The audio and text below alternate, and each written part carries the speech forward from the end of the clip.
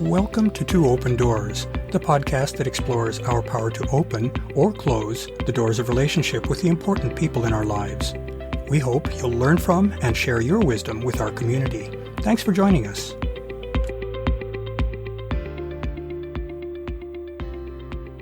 In our last episode, we took a look at what it means for an intimate relationship to fail. We took note of the hazards of overly harsh self-judgment, as well as recognizing the many pitfalls of letting others make judgments about our relationships. In this episode, we'll consider the positive side of the relationship ledger, that is, the many joys and benefits of choosing and nurturing relationships that move us from merely surviving to thriving. At the most basic level, relationships are a means for survival for an individual. In our evolutionary past, we humans relied on the support of our fellow community members in order to provide the basics for survival, such as adequate nutrition, shelter, and social connection. Survival is focused on providing the bare necessities for staying alive. It enables continuing physical existence, but nothing more. It's an ongoing struggle.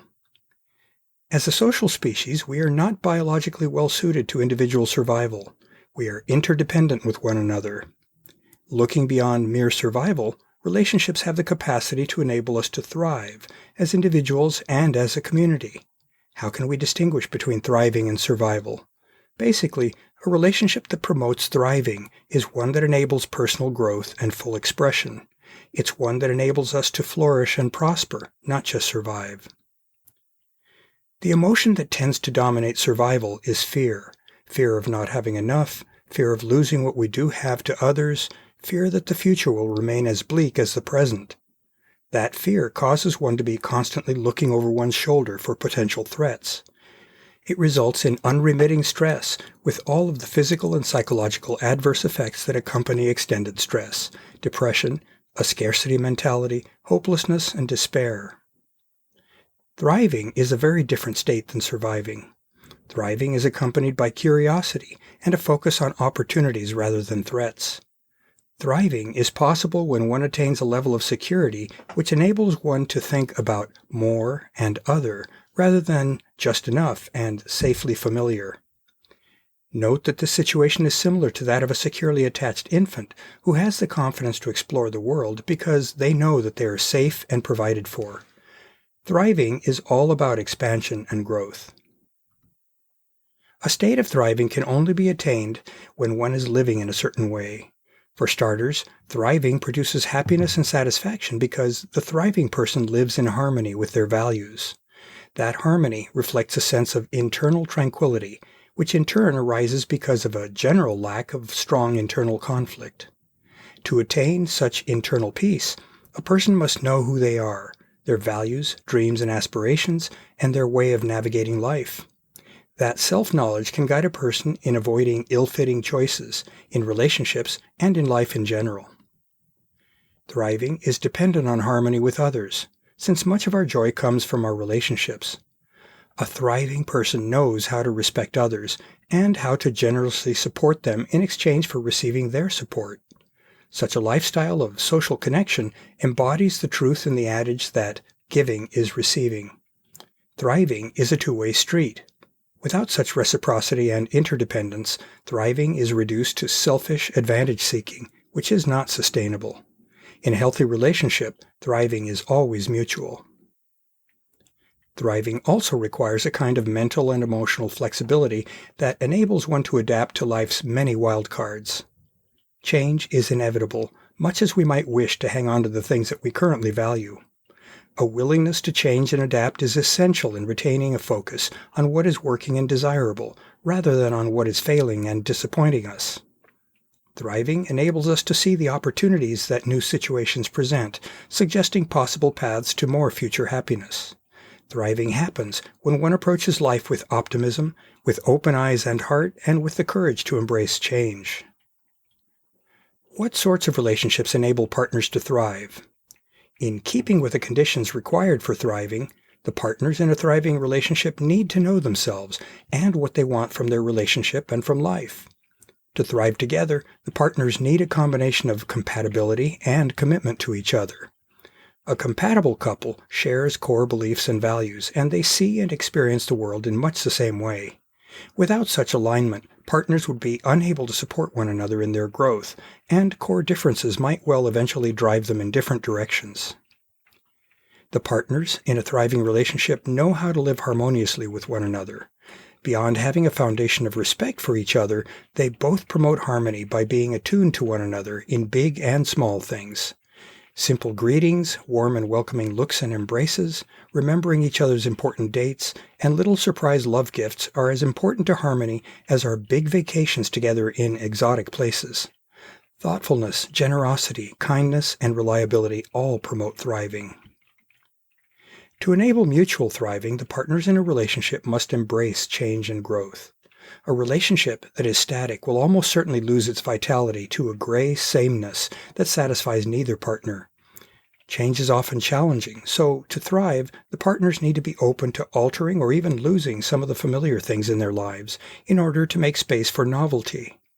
Since change often entails making mistakes, the partners need to be capable of genuine forgiveness, and they need to be guided by positive, though not necessarily naive, assumptions about their partner's intentions. Thriving thrives in a relationship in which well-intentioned mistakes lead to learning and gentle course correction, rather than to anger, resentment, and inflexibility. Obviously, not all relationships lead to growth and thriving. Basic incompatibilities and/or lack of caring and commitment can suck the oxygen out of a relationship, leaving the partners in emotional or even physical survival mode. If the malaise in such a relationship is incurable, a question arises as to the fate of the relationship. In many societies, social norms and ethics constrain the choices that are available to the members of a dysfunctional relationship. In the U.S., for example, monogamous marriage is often positioned as a till death do we part proposition, regardless of how satisfying or dissatisfying or even abusive the relationship may prove to be over time. When personal morality clashes with socially imposed ethics, a person cannot thrive if they fail to honor their personal morals. Doing so would cause a huge, painful, and self-invalidating internal conflict. In a dysfunctional relationship, the conflicted individual may often be better off in ending, or at least changing the nature of, the relationship. That, of course, often comes with much turmoil, loss, and grief, which is why some people in that sort of zombie relationship might find it easier to continue to suffer and just survive indefinitely rather than make a significant change. However, courageously making such a difficult change might open the door to creating other, much more functional relationships in which thriving is possible. People deserve to thrive rather than just survive. Thriving individuals deliver many benefits to society from which everyone benefits. Just as our individual path to growth and evolution is unique, we all benefit from the unique value that each of us can contribute. It's not selfish to want to thrive. That's what enables us to bring out the best of what we have to offer the world. It's perhaps a little paradoxical that what's best for us as individuals, that is, what helps us thrive, is also what is best for our community. We've been considering what it is for us to thrive, what we can do to promote both individual and partnered thriving, and what we can do to nurture thriving relationships and avoid those in which we don't thrive. What can we do to take good care of the precious gift that a thriving relationship represents? Such relationships can't be taken for granted. Keeping them healthy requires an ongoing investment of time, energy, and caring from both partners. The partners in a thriving relationship can encourage growth, experimentation, exploration, and self-expression in one another. Such partners recognize the dynamic and evolving nature of all relationships, and they make room for such change in one another.